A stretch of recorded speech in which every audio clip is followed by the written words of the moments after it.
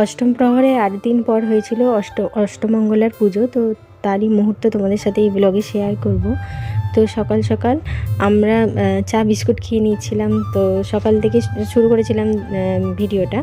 তো রায়, আমি, মা সবাই মিলে চা বিস্কুট খেয়ে নিয়েছিলাম। তো তার আগের দিন হয়েছিল গোটা সেদ্ধ, মানে সরস্বতী পুজোর পরের দিনে আমাদের অষ্টমঙ্গলাটা হয়েছিল। চা খেয়ে দুপুরে রান্না বান্নার জন্য সবজি কেটে নিয়েছিলাম। তারপর এইদিকে ঠাকুমা সব এক এক করে পুজোর জোগাড় করে নিয়েছিল স্নান সেরে।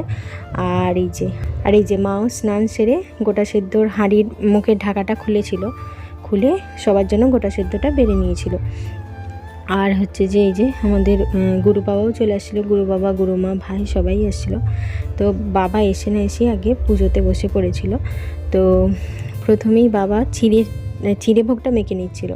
তো চিড়ে ভোগটা দেখো, প্রথমে চিড়েটাকে হালকা ধুয়ে নিয়ে তাতে ঘি মাখিয়ে রেখেছিল। আর একটা পাত্রে দুধ, দই, সাথে গুড় আর চিনি একসঙ্গে, গুড়, চিনি, তার উপরে দই দিয়ে ভালো করে মাখিয়ে নিয়ে ওতে মশলা দিয়েছিল, যে ভোগের জন্য যে মশলাটা বানানো হয়েছিল সেটা মশলা দিয়ে মাখিয়ে তারপর চিড়ে ভোগের সাথে মাখিয়ে নিয়ে এক এক করে ফলগুলো সাজিয়ে নিয়েছিল। দিয়ে ভোগ মাখা বাবার এইদিকে হয়ে গিয়েছিল। আর আমি এদিকে চলে আসছিলাম পঞ্চতত্ত্ব ঠাকুর আর রাধাকৃষ্ণ ঠাকুরকে নিয়ে যেতে, পুজো হবে ওই জন্য।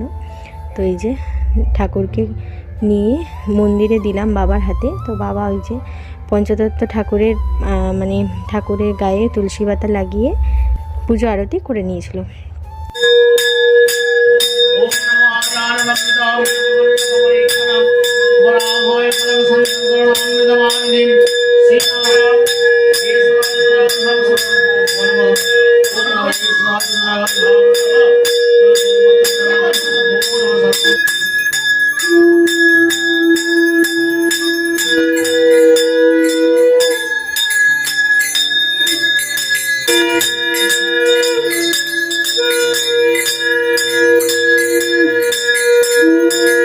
তো পুজো আরতি শেষে ঠাকুরের সমস্ত ঘট সমস্ত কিছু ভাসাতে গিয়েছিলাম আমি, দাদু, ঠাকুমা তিনজনে মিলে। আর লক্ষ্মী পুজোরও ঘট, আসন কিছুই ভাসানো হয়নি, অষ্টমঙ্গলার সাথেই ভাসানো হয়েছিল।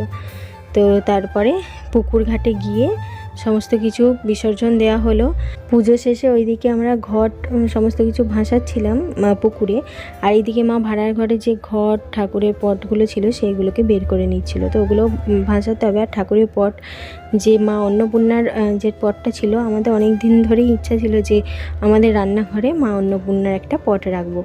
তো মা এই পটটা নিয়ে আসছিল। তো আর রান্নাঘরের একটা কোণাতে জায়গা করে মা অন্নপূর্ণাকে আমাদের রান্নাঘরে রাখা হলো। আর এই যে হাতে যে সুতোটা বাঁধা হয়েছিল লক্ষ্মী পুজো অষ্টম পরে, সেই সুতোটাও সেদিনকে ঘাটে খুলে ফেলে দিয়েছিলাম। তারপর বাড়ি এসে আমি জেঠু কাকুদের বাড়িতে দেওয়ার জন্য চিড়েভোগটা সেজে নিয়েছিলাম। তো বাটিতে চিড়েভোগ সেজে সবাইকে দিয়ে এসে আমিও বসে পড়েছিলাম খেতে। তখন ঘড়িতে প্রায় 12টা 10-15 বেজে গিয়েছিল। তো সকাল থেকে সেই চা বিস্কুট খেয়েছিলাম। তো সেদিন তো বললামই গোটা সেদ্ধ ছিল, সাথে চিড়েভোগ, গোটা সেদ্ধ মুড়ি নিয়ে খেয়ে তারপর এদিকে মায়েরও রান্নাবান্না কমপ্লিট হয়ে গিয়েছিল। গুরু বাবা, গুরুমা, ভাই সবাই সেদিনকে আমাদের বাড়িতে সেবা করেছিল।